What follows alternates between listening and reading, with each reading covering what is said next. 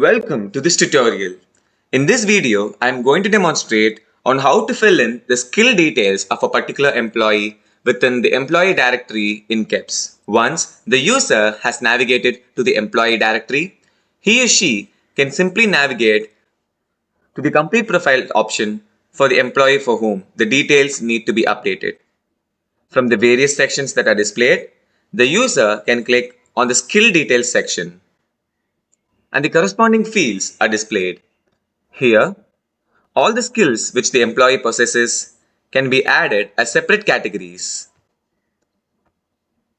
New skills can be added and removed as well. The various details about the particular skill and the proficiency level of the same can be updated here. Certificates can be uploaded if any are present, and primary skill flag can be enabled or disabled. Other than that, the language proficiency for the employee can also be updated here.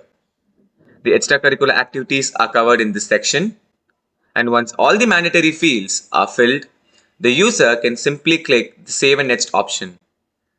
And the skill details for the particular employee is filled successfully, and the green tick mentions the same, and the complete profile score for the particular account is also increased. Thank you for watching.